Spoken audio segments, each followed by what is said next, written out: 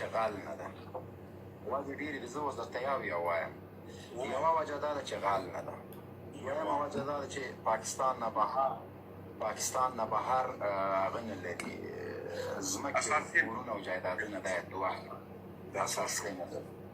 درېیمه خبره دا ده کینسر هسپتال یې په لاهور کې جوړ کړه، په چندو یې جوړ کړه. دلته په کرکټ کې ټول میډالونه او پیسې په کینسر هسپتال لګولې. صحیح شه. بخیر دلته راشه. السلام علیکم ورحمۃ اللہ وبرکاتہ. یہ تھے جنرل مبین افغانستان کے. اب میرے خیال نہیں ہے لیکن یہ سوشل میڈیا والے بس اس کو ابھی بھی جنرل مبین کہتے ہیں. چلو جیسے بھی صورتحال ہے آپ دیکھ رہے ہیں نگہبان پاکستان میں قربان عمران خان.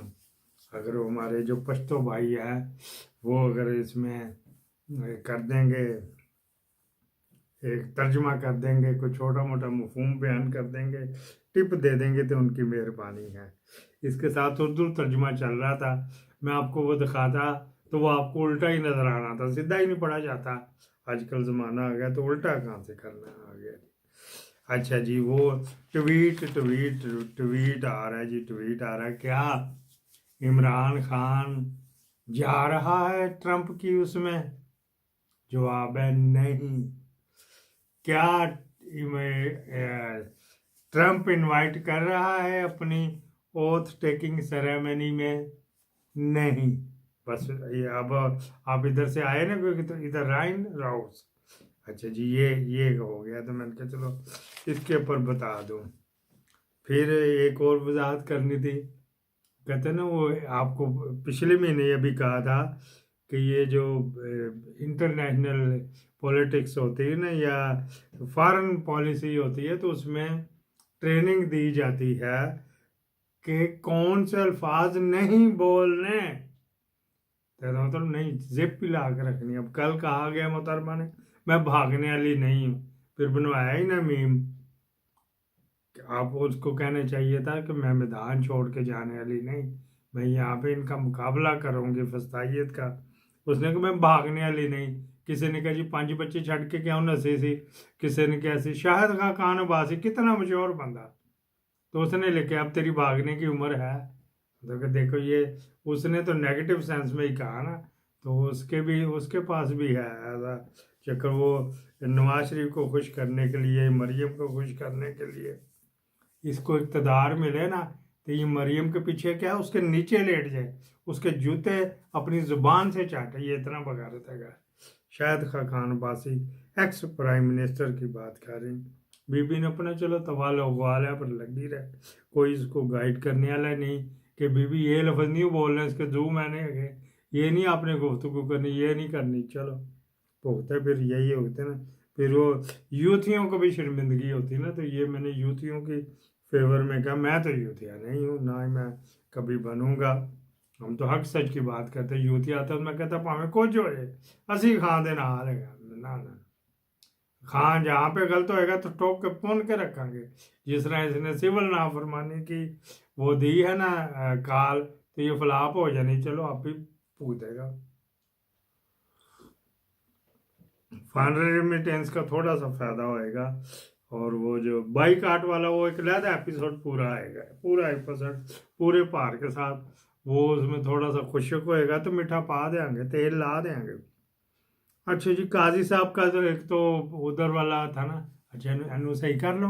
چلو ہیلو جی، ایسی نہ تھوڑا ہی کرنی اوپر تھا نا، تو اس وجہ سے کہا تھا. پہلی قاضی صاحب کا جو پٹھا بہ گیا انگلینڈ میں، اب جائے گا تب اس سے زیادہ ہوئے گا. ہاں جی، اب قابل دست اندازی پولیس ہوئے گا اس کے ساتھ.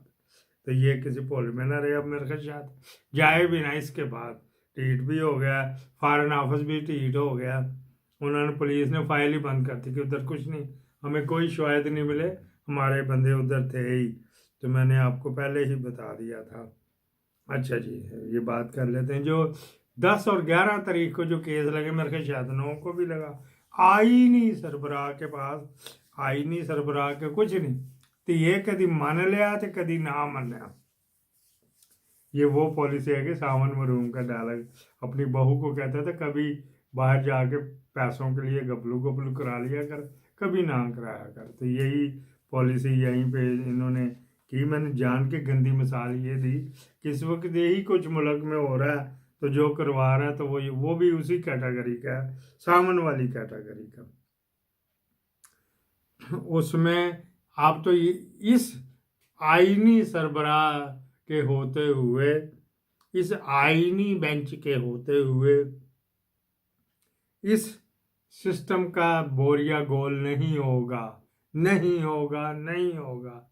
बाकी छोटी मोटी को हड्डी उड्डी पाई तो दे देंगे इन्हों, चलो तू लगा रहो, इसी तरह 2 साल और कटा दे। वो 2 साल यूं कहते हैं कि कहीं से सरमायाकारी आ जाएगी, मुल्क की हालात ठीक हो जाएंगे तो मुल्क स्टेबल कर लेंगे, तो फिर इसका तोड़ निकल आएगा। वो उनकी भूल है, वो उनकी भूल इस मुल्क का। अब ये 2 साल 3 साल में ठीक होने वाला नहीं, चाहे यही आ जाए।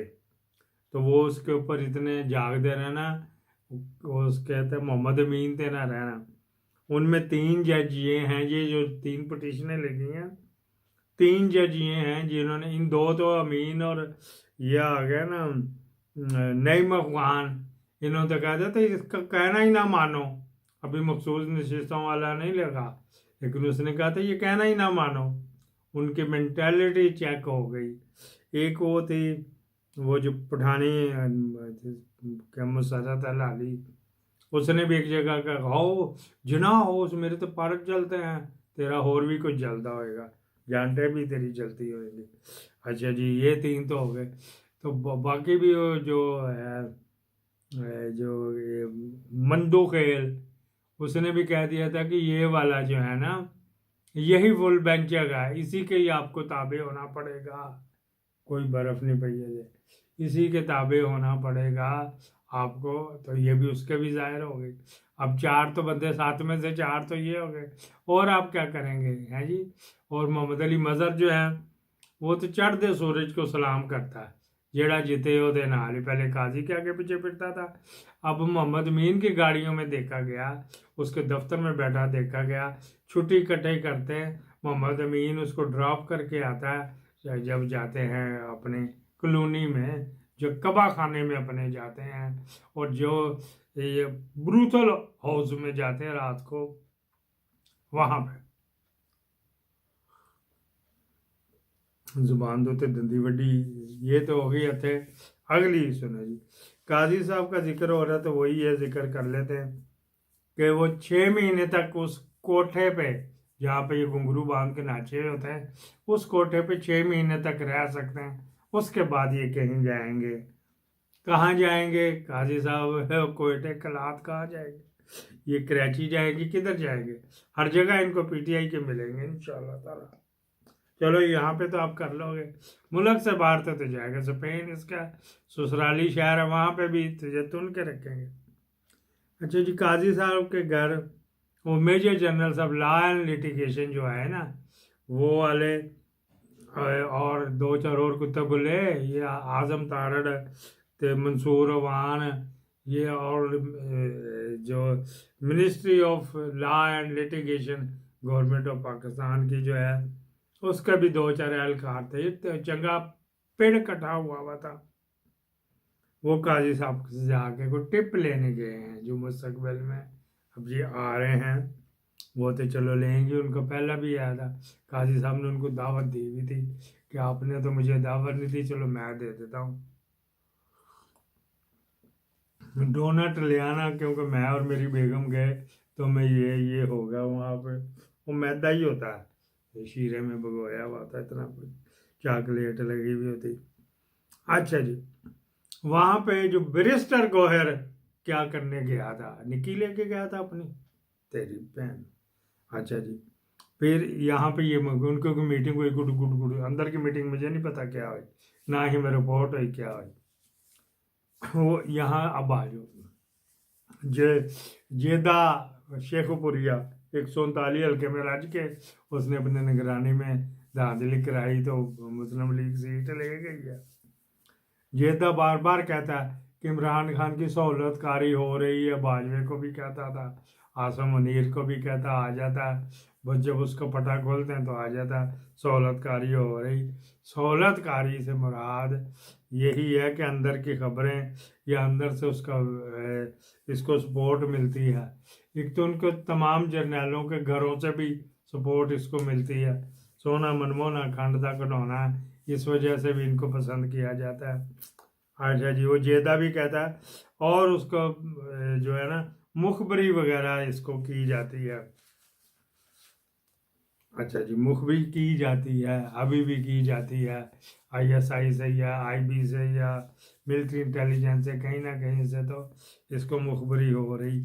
और बैरिस्टर गौहर को नुक्रे जो अब लगाया, अभी तक तो वो उसमें भी तो जा रहा है, जो जुडिशियल काउंसिल थी कि कल जिसकी मीटिंग हुई है उसके भी आपको अंदर की किसान उसके अंदर अंदर की वो सामने ही था, खुला खुला आईना था, उसके क्या देखने थे। बैरिस्टर गौहर को हटाया ही इस मुखबरी की वजह से था। मुखबर ने बताया था क्या जाके उसे मिलता ही उन्होंने अभी भी, तो ये भी काजी के घर भी गया था, तो फिर उन्होंने कहा अच्छा उसको इस वजह से नहीं हटाया कि तू नास गया, उसको इस वजह से नहीं हटाया कि तू मेरे जो मैं कहता हूँ तो वो अपने ट्वीट क्यों नहीं करता, उसको इस वजह से नहीं हटाया कि जो मैं कहता हूँ तो वो बाहर जाके अमल नहीं करता, उसको इस वजह से हटाया कि ये गद्दार बन गया, न जाने क्यों फिर इसने हैंड गैन इसके साथ कर दिया, इसको आईनी में लगा दिया। चलो अली जफर भी उन्हीं का बंदा, ये भी उन्हीं का बंदा होता, फिर घर से मुखबरी होती है। पाकिस्तान जिंदाबाद।